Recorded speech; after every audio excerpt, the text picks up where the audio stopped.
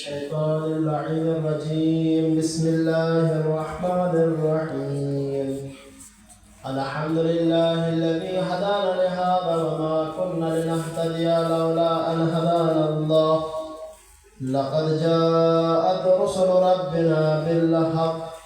الصلاة والسلام التحية والإكرام وعلى سيد أسر ما في الوجود سر الله في كل موجود نقطة دائرة الوجود صاحب لواء الحمد والمقام المحمود سيدنا ونبينا وشفيع ذنوبنا بالقاسم محمد وعلى آله الطيبين الطاهرين المعصومين المظلومين ولعنة الدائمة الباقية على أعدائهم من يوم عذابتهم إلى لقاء يوم الدين. أما بعد، فقد قال الله تعالى وتبارك في القرآن المجيد: بسم الله الرحمن الرحيم.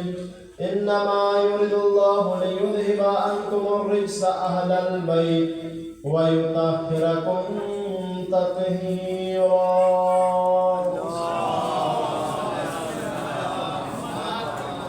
وقال رسول الله صلى الله عليه وآله وسلم: فاطمة بضعة مني فمن أرضاها فقد أرضاني ومن أرضاها فقد أرضاني. صلوات। সমস্ত তারিফ এবং প্রশংসা অদৃশ্য শক্তি নিখিল বিশ্বের একমাত্র প্রতিপালক মহান আল্লাহ তাআলার জন্য, এবং লাখো কোটি দুরূদ ও সালাম তার প্রিয় প্রেরিত রাসূল এবং সেই রাসূলের পবিত্র আহলে বাইত আলাইহিস সালামের উপর। যাই হোক, রাত অনেক হয়ে গিয়েছে। এই হিসাবে যেহেতু এখন সময় ঠান্ডার সময় 5টার সময় সন্ধ্যা, এখন 9টা বাজে, মানে 4 ঘন্টা রাত অটোমেটিকলি অতিবাহিত হয়ে গিয়েছে, তাই তো? যত তাড়াতাড়ি শীঘ্রই আমি আমার মেসেজ পৌঁছে দিতে পারবো, তত দ্রুত আমি আমার মজলিসকে সমাপ্ত করবো। সাল্লাল্লাহু আলাইহি মুহাম্মদ ওয়া আলি মুহাম্মদ। চেষ্টা করব, আর আপনারাও চেষ্টা করবেন একটু জেগে থাকা, নইলে আপনারা শ্রোতারা যদি ঘুমিয়ে পড়েন, আমিও কিন্তু ঘুমিয়ে পড়বো। সাল্লাল্লাহু আলাইহি মুহাম্মদ ওয়া আলি মুহাম্মদ। যে আজকে আপনাদের সম্মুখে উপস্থাপন করেছি খুবই বিখ্যাত এবং একটি পরিচিত আয়াতের মধ্যে থেকে একটি আয়াত, যেটা সকল মুসলমান কম বেশি জানে। এই আয়াতকে যে নাম দেওয়া হয়েছে আয়াতে তাতহীর। কি বলা হয়? আয়াতে তাতহীর। যেমন ভাবে কোরআন মাজিদের মধ্যে সূরার নাম আছে, তদ্রূপ কিছু কিছু বিশিষ্ট আয়াত আছে যে আয়াতগুলির আলাদা নাম দেওয়া হয়েছে। যেমন ভাবে মুবাহিলার ঘটনা যে আয়াতের মধ্যে পাওয়া যায়, সেই আয়াতকে কি বলে? আয়াতে মুবাহিলা। অর্থাৎ মুবাহিলার ঘটনা ওই আয়াতের মধ্যে। আয়াতে তাতহীর অর্থাৎ যেখানে পাক ও পবিত্রতার ঘটনা পাওয়া যায়, তাকে কি বলা হয়? আয়াতে তাতহীর।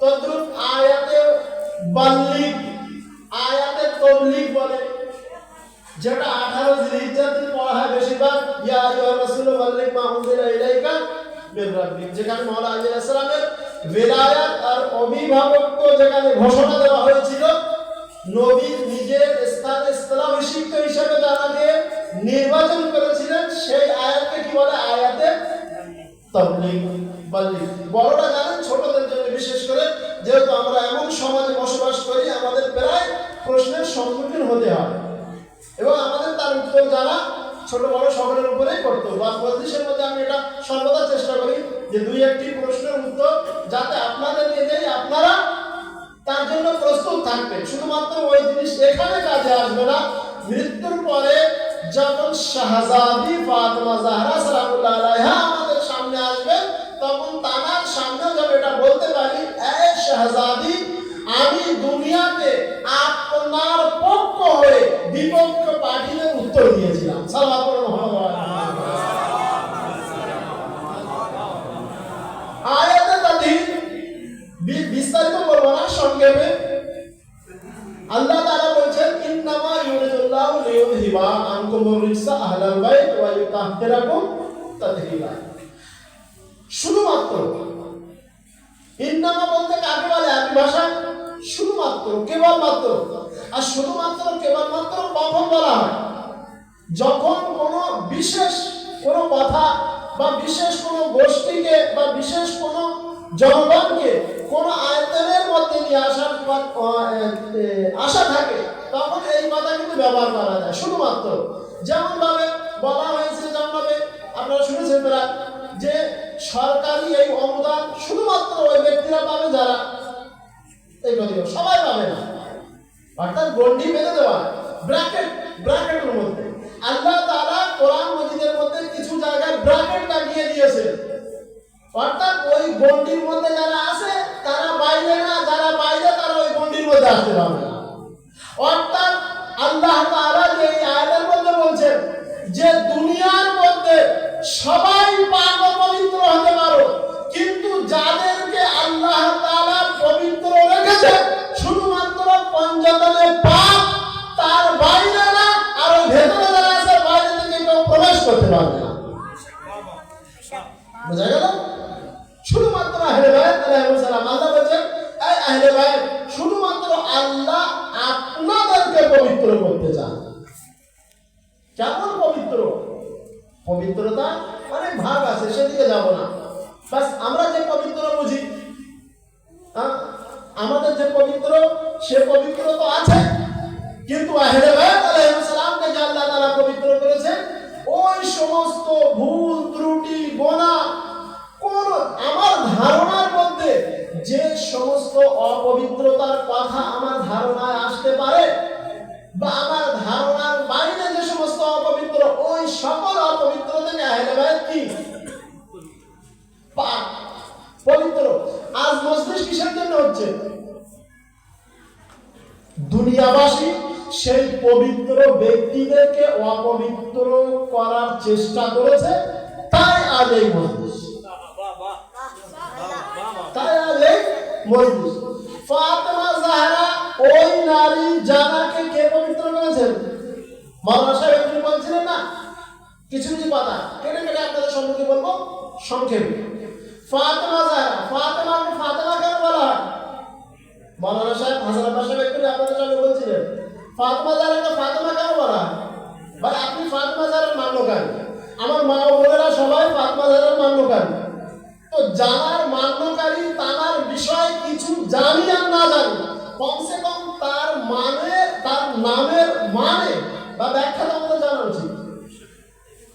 আমাদেরকে কেউ যদি প্রশ্ন করে ভাই আপনারা ফাতেমা জাহরাকে সারা জীবন ফাতেমা ফাতেমা জাহরা করছেন, বলেন তো ফাতেমা জাহরা, ফাতেমা কাকে বলে? ফাতেমা মিনিং কি? মিনিং অফ ফাতেমা জাহরা, ফাতেমা জাহরার মানে অর্থ কি? মাওলানা সাহেব একটি কারণ বলেছেন ফাতেমাকে ফাতেমা এই জন্য বলা হয় যেহেতু আল্লাহ নবী বলেছেন লিআন্না ফাতামাহা ওয়া ফাতামা শিআলাহা মিনান নার। যেহেতু আল্লাহ নবী বলেছেন, আল্লাহর নবীর হাদিস, আল্লাহ নবী বলেছেন আমার মেয়ে ফাতেমাকে ফাতেমা এই জন্য বলা হয় যেহেতু ফাতেমা জাহরাকে এবং ফাতেমা জাহরার প্রকৃত মান্যকারীদেরকে আল্লাহ জাহান্নামের আগুন থেকে দূরে রেখেছেন, তাই ফাতেমাকে ফাতেমা বলা হয়। অর্থাৎ এক কথা বলতে গেলে কিছুটা নিশ্চিত হলাম যে যেহেতু ফাতেমা জাহরার মান্যকারী তো জাহান্নামের আগুন আমার ধারে পাশে আসবে না, কিছুটা নিশ্চিত হলাম। বাদ বাকি আমার কর্ম দ্বারা প্রমাণ করে দিতে হবে যে আমি ফাতেমা জাহরার মান্যকারী। সাল্লাল্লাহু আলাইহি ওয়াসাল্লাম।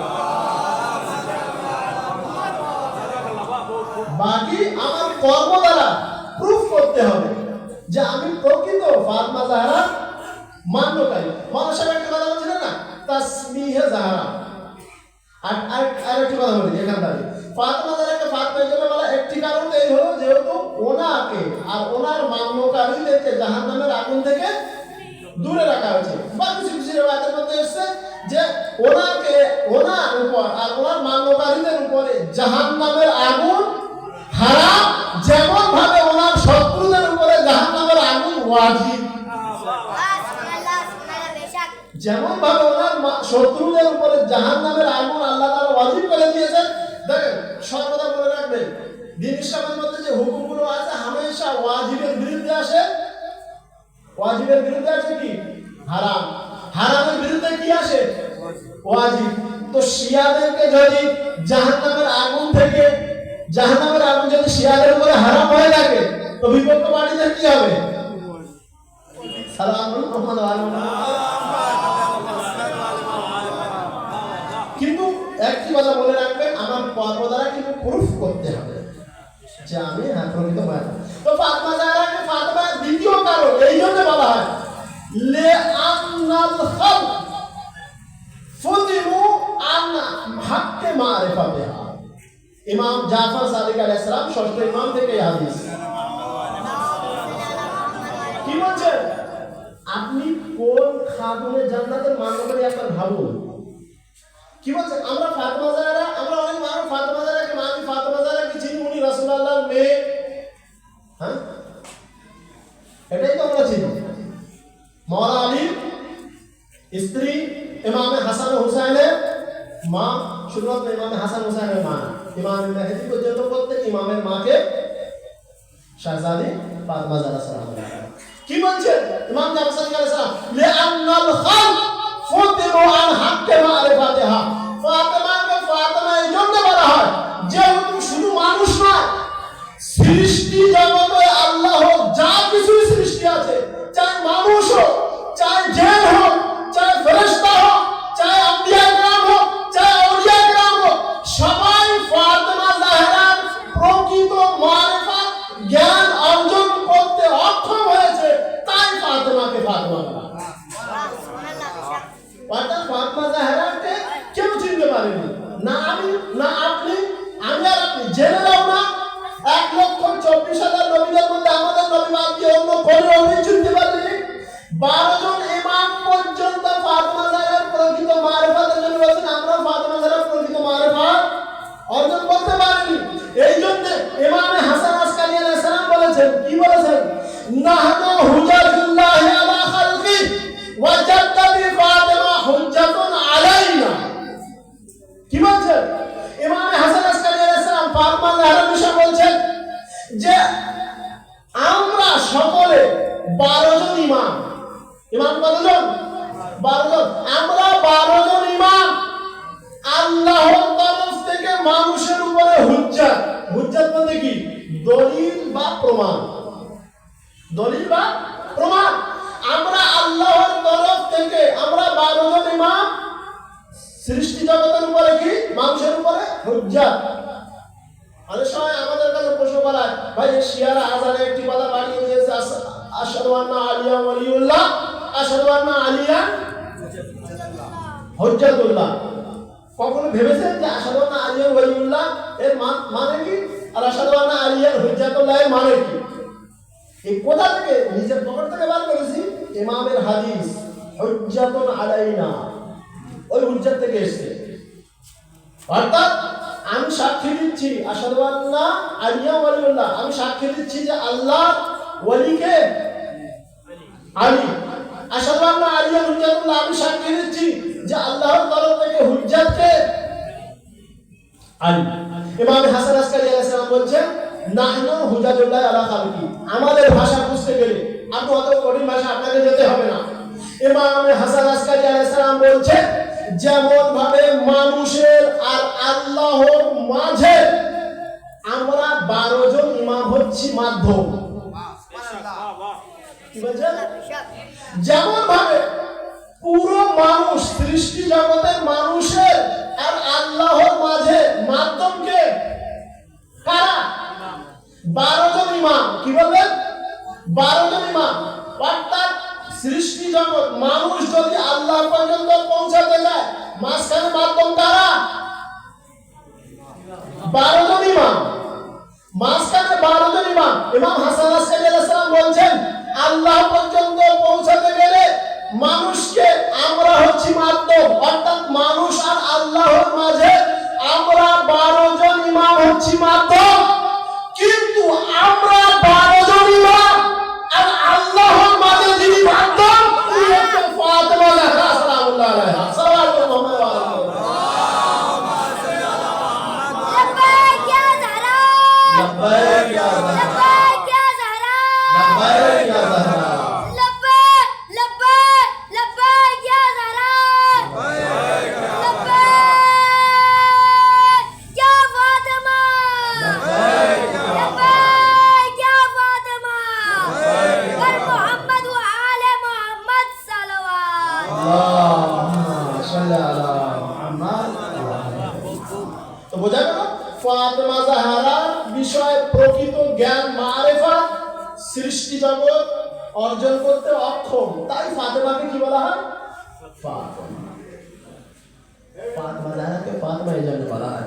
আর যারা বলেন মাওলানা সাহেব তাসবিহে ফাতেমা জাহরার বিষয় বলছিলেন না, কত গুণাবলী কত মর্যাদা, যে বিশ্ব নবী 1,24,000 নবীদের সর্দার, তার কাছে তার কন্যা একমাত্র আদরের কন্যা দাসী চাইতে এসেছেন, তার পরিবর্তে কি দিয়েছেন? তাসবিহাতে জাহরা। মাওলানা সাহেব গুণাবলী বলে দিয়েছেন, অধিকার বলবো না, কিন্তু মনে রাখবেন ওই তাসবিহে জাহরা যেমন ভাবে আমরা পড়ি ওইভাবে পড়লে চলবে না। আল্লাহু আকবার, আল্লাহু আকবার, আল্লাহু আকবার, আল্লাহু আকবার, আল্লাহু আকবার, আল্লাহু আকবার। কি বলছি? আল্লাহ আকবার না আল্লাহ আকবার কি বলছি বুঝতে পারছি না। আল্লাহু আকবার তাসবিহ পড়তে দরকার হয় বুঝানোর সময় লাগে, কিন্তু এর দেখেন আমি উদাহরণ দিই, আপনার পকেটে যদি নোট থাকে আপনি বুঝতে পারবেন। আমরা যখন কোনো টাকার বান্ডেল গুনি, এখন তো মেশিন এসছে, আমি হাতে গোনার কথা বলছি, যেহেতু আমরা তাসবিহ মেশিনে গুনি না, আমরা তাসবিহ হাতে গুনে থাকি। যখন দেখেছেন টাকার বান্ডেল যখন গোনা হয় হাতে, যদি 10 টাকার নোটের বান্ডেল হয়, 20 টাকার নোটের বান্ডেল হয়, মানুষ তাড়াতাড়ি গোনে। কেন? দুই একটা যদি বেশি হয়ে যায় কোনো যায় আসে না। 10 টাকার নোট তো ভাই, 20 টাকার নোট তো কি অসুবিধা আছে যা, কিন্তু সেই জায়গায় যদি 2000 টাকার নোট তো বন্ধ হয়ে গিয়েছে, কিন্তু যখন ছিল বা 500,000 টাকার নোট যদি হয় খুব ধীরে ধীরে করি। কেন ভাই? এর মূল্য বেশি, এ যদি 1 টাকাতে বেশি চলে যায় তো আমার লস, আমার ক্ষতি হয়ে যাবে, তাই না? একবার গুনি না, দুবার গুনি, 2-3 বার যাতে কনফার্ম হয়ে যায় না এতটাই নোট ঠিক আছে। তো তাসবিহে ফাতেমা জাহরা আমার আর আপনার নিকটে যদি এই বিশ্বস্ত রাখে যে অনেক মর্যাদাপূর্ণ তাসবিহাতে জাহরা, তাহলে আমাদেরও কমসে কম আল্লাহু আকবার, আল্লাহু আকবার, আল্লাহু আকবার, তারপর আলহামদুলিল্লাহ, আলহামদুলিল্লাহ, আলহামদুলিল্লাহ, আলহামদুলিল্লাহ কি বলতে মানে বোঝা যাচ্ছে না। আলহামদুলিল্লাহ যেমন ভাবে আপনি ক্লিয়ার বলেন আলহামদুলিল্লাহ, আলহামদুলিল্লাহ। আমি কসম করে বলছি এই মেম্বার থেকে আপনি পড়বেন না, যে কোনো মুশকিলের সমাধান যদি আপনি বার করতে চান এইভাবে নামাজের পরে তাসবিহ পাঠ করুন, আপনার মুশকিল জাহরা কিভাবে সমাধান করবে আপনি নিজেও ভাবতে পারবেন না। সাল্লাল্লাহু আলাইহি ওয়া সাল্লাম। তো বোঝা গেল ইন্নামা ইউরিদুল্লাহু লিইউযহিবা আনকুম রিজসা আহলাল বাইত ওয়া ইউতাহহিরাকুম তাতহীরা। আমরা এখন মানুষ বলছিল এই ঘটনার কথা থেকে আপনার কাছে প্রশ্ন, হযরতে মারইয়ামের মর্যাদা বেশি না হযরতে ফাতেমা জাহরা সালামুল্লাহ আলাইহা মর্যাদা বেশি? বলেন আপনার কাছে কি প্রমাণ আছে? মারইয়ামের জন্য তো পুরো সূরা আছে, কোরআন মাজিদের মধ্যে একটি সূরা সূরা মারইয়াম আছে না? তারপরে মারইয়ামের জন্য আল্লাহ তাআলা কোরআন মাজিদের মধ্যে আরো আয়াতের মধ্যে আল্লাহ তাআলা বলেছেন, কি বলেছেন? ইন্নাল্লাহা আস্তাফাকা ওয়া তাহহারাকা ওয়া আস্তাফাকা আলা নিসাইল আলামিন।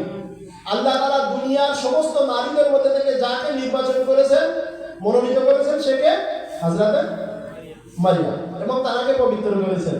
কিন্তু ফাতেমা জাহরার জন্য আপনার কাছে কি প্রমাণ আছে? রেফারেন্স সূরা কাউসার আর সূরা দাহর, মাশাআল্লাহ, আলহামদুলিল্লাহ, আর আয়াতে তাদহীর, যেটা এখন আপনাদের সম্মুখে পড়লাম, আয়াতে তাদহীর। আচ্ছা, ঈসা আলাইহিস সালামের মা মারইয়ামের মর্যাদা এত বেশি কেন দুনিয়ার নারীদের মধ্যে? কেউ একজন এসে আমার আপনার নবী হযরতে মুহাম্মদ মুস্তাফা সাল্লাল্লাহু আলাইহি ওয়া আলিহি ওয়াসাল্লাম সাল্লাল্লাহু আলাইহি তার মধ্যে এসে বলছেন, জিজ্ঞাসা করছেন, ইয়া রাসূলুল্লাহ যে হাদিসটা আপনাদের সম্মুখে পড়ছি, শিয়া এবং আহলে সুন্নাহ উভয় পুস্তকের মধ্যে ভরা আছে। যে জিজ্ঞাসা করা হলো, ইয়া রাসূলুল্লাহ, মারিয়ামের মর্যাদা এত বেশি যে আল্লাহ দুনিয়ার সমস্ত নারীদের মধ্যে থেকে তাকে মনোনীত করেছেন, তো আপনার মেয়ের মর্যাদা বেশি না মারিয়ামের? আবার আয়াত যখন শুনিয়েছেন, তো আয়াত শোনানোর পরে আল্লাহ রাসূল বলছেন, এই মর্যাদা তো শুধুমাত্র মারিয়ামের জন্য, যে দুনিয়ার নারীদের মধ্যে যাকে আল্লাহ মনোনীত করেছেন সে কে? মারিয়াম। কিন্তু আমার মেয়ে ফাতেমা শুধুমাত্র দুনিয়ার না, মিনাল আউয়ালিনা ওয়াল আখিরিনা, আদমের পূর্বে থেকে নিয়ে আর কিয়ামত পর্যন্ত দুনিয়ায় যত নারী আসবে সমস্ত নারীদের দুনিয়ায় সরদার, জান্নাতের সরদারি। সাল্লাল্লাহু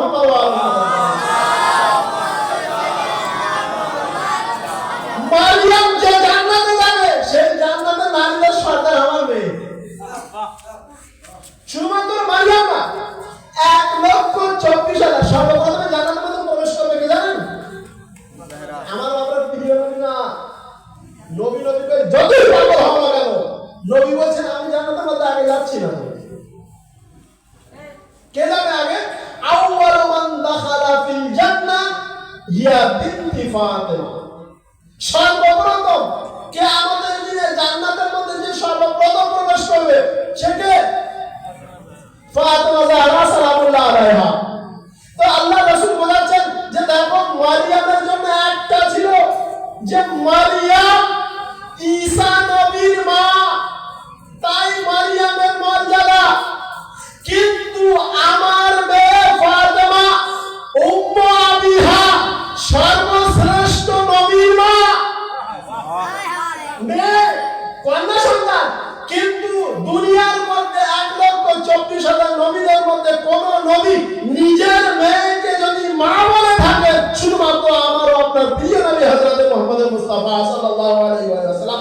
অর্থাৎ নবীর পরে যদি মুমিনদের কোন নারী মা হয়ে থাকে শুধুমাত্র ফাতেমা, অন্য কোন স্ত্রী না। সাল্লাল্লাহু আলাইহি ওয়াসাল্লাম। এইজন্য মা নামের আগে লাগানোর যার হক শুধুমাত্র একজন, সে কে? ফাতেমা জাহরা সালামুল্লাহ আলাইহা। আজকে আমি বেশি ঘটনার দিকে যাব না, যা আল্লাহ নবী বলছেন ঈসা একজন নবী, মারিয়ামের গর্ভ থেকে দুনিয়াতে এসেছেন, তাই মারিয়ামের মর্যাদা মনে করছো। আমার মেয়ে ফাতেমার গর্ভ থেকে একজন না, দুটি এমন ইমাম জন্মগ্রহণ করবে যে ওই ঈসা আর মারিয়াম যে জান্নাতে যাবে সেই জান্নাতের সাধারণ মালিক এই হাসান ও হুসাইন। সুবহানাল্লাহ, সুবহানাল্লাহ। বোঝা গেল কার জন্য এখানে মজলিস করা হচ্ছে, কেন মজলিস করা হচ্ছে? আমরা শুনে এটা মনে করি। আপনার কাছে ফের একটি প্রশ্ন, ফাতেমা জাহরার মর্যাদা এই জন্য যে উনি নবীর মেয়ে, তাই? প্রশ্ন উত্তর দিবে।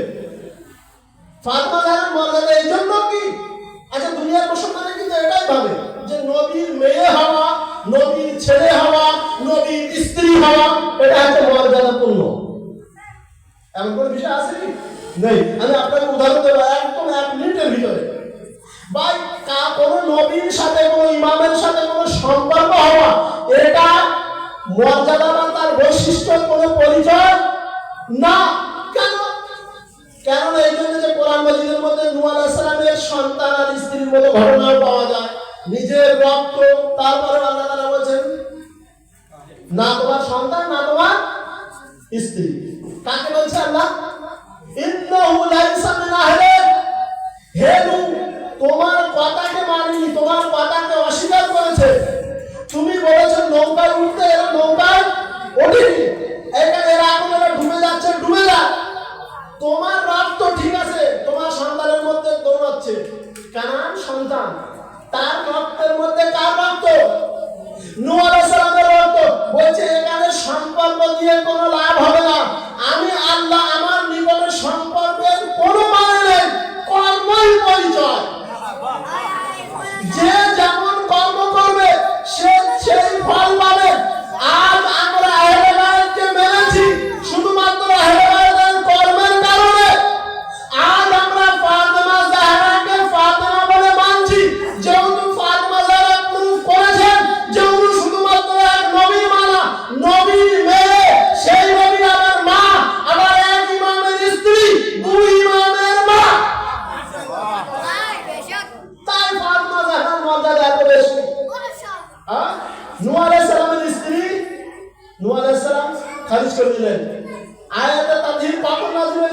বাস এই ঘটনাটি বলবো। আয়াতটি কখন নাযিল হয়? চাদরের মধ্যে আমরা একটা বাড়িতে বা আমাদের আলহামদুলিল্লাহ বাড়িতে গ্রামের প্রত্যেক শুক্রবারে বাড়িতে যে দোয়া হয় তার মধ্যে একটি যে জিনিস পাঠ করা হয় হাদিসে কেসা। আমাদের কোনো একটা শুভ কাজ উদ্বোধন করার জন্য আমরা কি করি? হাদিসে কেসা। হাদিসে কেসা মানে চাদরের ঘটনা। আপনারা সবাই জানেন, শুধু ইশারা দিয়ে বলিয়ে যাব, আপনারা ধরে নেবেন। চাদরের ঘটনা, চাদরের মধ্যে কারা এসেছিল? পঞ্চতলা পাক। পঞ্চতলা এসেছিল কি চাদরের মধ্যে? প্রথম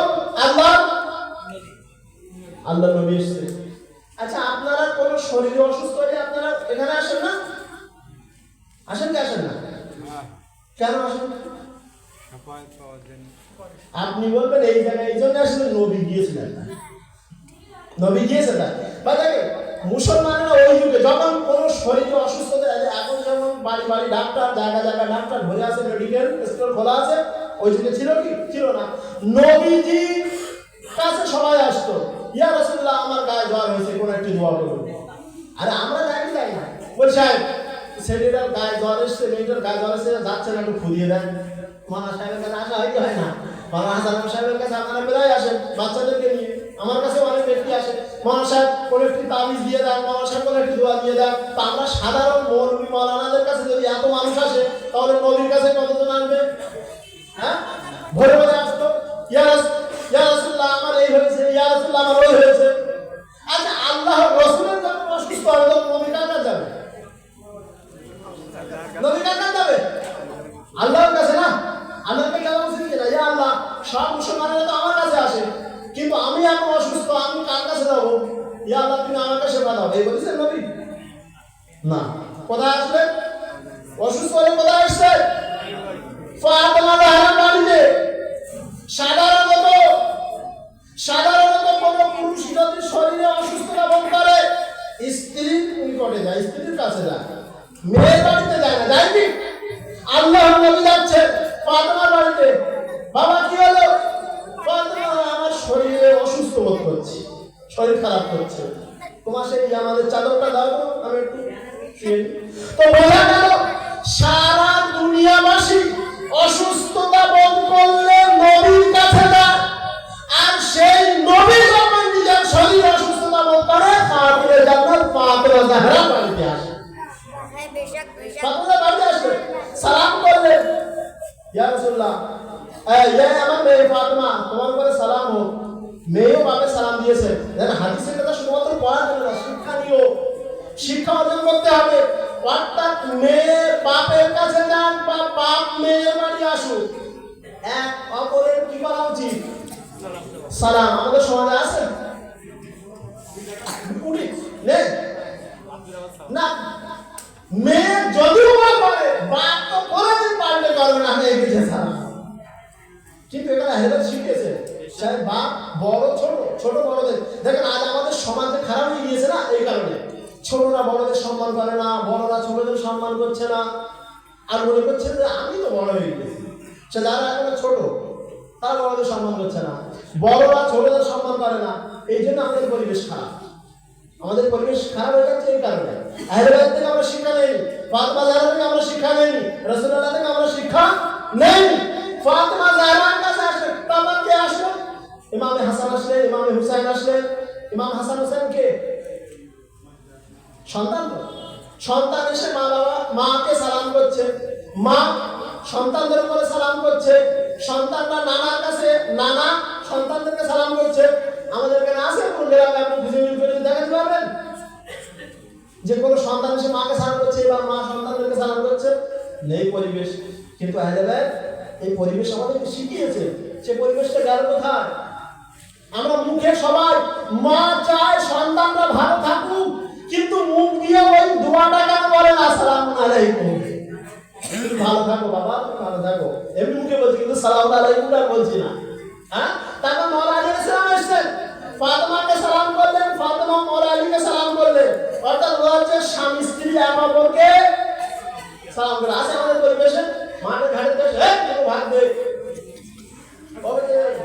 দিচ্ছি দেরি আছে, এই তো আমাদের পরিবেশ। হ্যাঁ, এই পরিবেশ আহলে বাইতের পরিবেশ না। ফাতেমা জাহরা, আমরা কাদের বিরুদ্ধে কেন দাঁড়িয়ে আছি? যারা ফাতেমাকে দুঃখ কষ্ট দিয়েছে, কথাটা খুবই সংক্ষিপ্ত কিন্তু বাড়িয়ে ভাববেন সে। ফাতেমা জাহরাকে যারা দুঃখ কষ্ট দিয়েছে, তাই তো, তাদের বিরুদ্ধে তো আমরা যে ওরা ফাতেমা জাহরাকে কেন দুঃখ দিল। কিন্তু মনে রাখবে, দুঃখ মাত্র শুধু এক রকমের হয় না, দুঃখ দুই প্রকারের হয়। এক, কারো গালে এক চড় মারা, কাউকে এক লাথি মারা, অর্থাৎ শারীরিক অত্যাচার করাকে, এটাও একটা জুলুম, এটাও একটা অত্যাচার, এটাও একটা দুঃখ কষ্ট দেওয়া। আর একটা হয় মানুষের মনে কষ্ট দেওয়া। এই জিনিসটা গ্রাম্য পরিবেশে একেবারে অতিরিক্ত ছড়িয়ে গেছে, হয় কি হয় না ভাই? আমরা শুধু মনে করছি ওই যারা ফাতেমা জাহরার মুখে চড় মেরেছিল তারাই শুধু ফাতেমাকে কষ্ট দিয়েছে, যারা ফাতেমা জাহরার পেটে লাথি মেরেছিল তারাই শুধু ফাতেমাকে কষ্ট দিয়েছে, যারা ফাতেমা জাহরার উপরে শারীরিক অত্যাচার করেছে, দরজা জ্বলন্ত দরজা ফেলে দিয়েছে, তারাই অত্যাচার করেছে না, শুধু তারাই অত্যাচার করেনি। আর এটা আমরা এটাও জানি, শারীরিক অত্যাচারের থেকে বেশি দুঃখ কষ্ট হয় যদি কেউ মনে কষ্ট দেয়। আর আমরা বিশেষ করে মনে কষ্ট দিচ্ছি আহলে বাইত। ফাতেমা জাহরা কে আমরা এই কষ্টটা নাউজুবিল্লাহ কোনোদিন ভাবতেও পারবো না যে ফাতেমা জাহরাকে আমরা এরকম কোনোদিন আমরা চোখের সামনেও দেখতে পাবো না, পারা তো দূরের কথা। কিন্তু তার থেকে বড় কষ্ট, মনের কষ্ট আমরা আহলে বাইতকে দিচ্ছি, মনের কষ্ট ফাতেমা জাহরাকে দিচ্ছি। কারণ ফাতেমা জাহরার আদর্শ আমাদের মধ্যে নেই। ফাতেমা জাহরা যে জিনিস পছন্দ করেন সেই জিনিস যদি আমরা না করি, আর আমরা আপনাদেরকে হাদিসও শুনিয়েছি, ফাতেমা জাহরার সন্তুষ্টির উপরে নির্ভর করে আল্লাহর সন্তুষ্ট। ফাতেমা জাহরা যদি রাজি থাকে তাহলে আল্লাহ রাজি, আর ফাতেমা জাহরা যদি রাজি না হয় তাহলে দুনিয়ার কেউ আল্লাহকে রাজি করাতে পারবে না। তো ফাতেমা জাহরাকে শুধুমাত্র সেই 1400 বছর পূর্বে তারা কষ্ট দিয়েছে না, জামাতারাম এই যুগেও ফাতেমা জাহরা আমাদের কর্ম থেকে যদি কষ্ট পায় এটা আর মনের কষ্ট, আর এর থেকে বড় কষ্ট কিন্তু আর ফাতেমা জাহরা চান বাড়ির মহিলারা কেমন ভাবে থাকতে। ফাতেমা জাহরা সে কোনদিন আসলে শুনেছে যে ফাতেমা জাহরা কারোর বাড়িতে গিয়ে কাউকে জোরে কথা বলছে, কাউকে গালি দিয়েছে, কারোর পিছনে ঢালা পাল্টা করছে, কারোর বিষয় উল্টো পাল্টা বিবাদ করছে? ফাতেমা জাহরা করেছে কোনদিন? কিন্তু ওই সমস্ত জিনিস যদি আমাদের বাড়ির পরিবেশে থাকে তাহলে ফাতেমা জাহরা কতটা দুঃখ পাবে, কতটা কষ্ট পাবে। যাই কাজে আমরা অত খুলে বলবো না, শুধু এতটাই চেষ্টা, এতটাই অনুরোধ আপনাদের কাছে, প্লিজ ফাতেমা জাহরাকে মনের কষ্ট যেন দিবেন না। তারা শারীরিক কষ্ট দিয়েছিল, তার উপরে ফাতেমা জাহরাকে আর এই কষ্ট দেওয়া উচিত নয়, সম্ভব না, দেওয়া ঠিক হবে না। কেন ফাতেমা জাহরা যদি অসন্তুষ্ট হয়ে যায়, দুনিয়ায় যতই আমি নামাজ রোজা যতই আমল করি না কেন সব বিফলে যাবে ফাতেমা জাহরা সন্তুষ্ট না হলে। সাল্লাল্লাহু আলাইহি ওয়াসাল্লাম আরেকটা সাল্লাল্লাহু আলাইহি ওয়াসাল্লাম। বাস আপনাদের কষ্ট আমি শেষ করতে চলেছি, যত অনেক রাত হয়ে গিয়েছে, আপনাদের কষ্ট হচ্ছে, সবার কষ্ট হচ্ছে এখানে যারা বসে আছেন। কিন্তু আজ জানো আপনারা এই মজলিসের কিছু উদ্দেশ্য আছে, সেই উদ্দেশ্য শুধু একটাই, যেন আল্লাহ আর আহলে বাইত আমার থেকে সন্তুষ্ট হয়, আল্লাহ আর আল্লাহ মনোনীত ব্যক্তিরা আমার থেকে যেন রাজি হয়ে যায়, এটাই আমাদের উদ্দেশ্য না। কিন্তু উদ্দেশ্য যদি আমাদের ওটাই থাকে, কিন্তু আমাদের যদি রিয়েক্ট পাল্টা উল্টোটা করি তাহলে কেমন হয়? সেই যুগে এখন মুসলমানদেরকে যদি আপনি বলেন যে অমুক অমুক সাহাবীরা ফাতেমা জাহরার উপরে এই নির্যাতন করেছে, কি নিয়ে? বাগে ফেলা। মহাসাব আয়াতন বলছিলেন, আয়াতন আমি যাবো না, শুধুমাত্র বাস এই কথাটা বলে মাসাইবে 2 থেকে 4 মিনিট। অনেক মুসলমান এখনকার প্রায় মুসলমান, আমার আওয়াজ অনেক মুসলমানরা শুনতে পাচ্ছেন, হয়তো তারা জেগে আছেন, বসে আছেন বা শুয়ে আছেন, আমার কথাটি ভালোভাবে মনে করে মনোযোগ সহকারে শুনবেন। অনেক মুসলমান এই বলে অস্বীকার যায়, আরে নবীর সাহাবীরা এরকম করতে পারে? কি বলে? নবীর সাহাবীরা, তারা বড় বড় সাহাবী ছিল, হ্যাঁ, তারা ফাতেমা জাহরার সাথে এইরকম দুর্ব্যবহার করতে পারে? কোনোদিন সম্ভব না। এই বলে কি বলে? এই ঘটনা কি করে? অস্বীকার করে দেয় যে ঘটনা সঠিক না, এই ঘটনা মিথ্যা। আপনি বাস্তবতার সাথে তাকে উত্তর দিবেন, ফাতেমা জাহরার সাথে তার সাথে তো কোনো সম্পর্ক আত্মীয়তা ছিল না। রক্তের কোনো ঘনিষ্ঠ সম্পর্ক ছিল না। কিন্তু ঝামেলাটা যে জিনিস নিয়ে অত্যাচার, সেটা হচ্ছে মাওলানা আলী আলাইহিস সালামের বেলায়েতের বিরোধিতা, আর হচ্ছে বাগে ফেদাকের ঘটনা।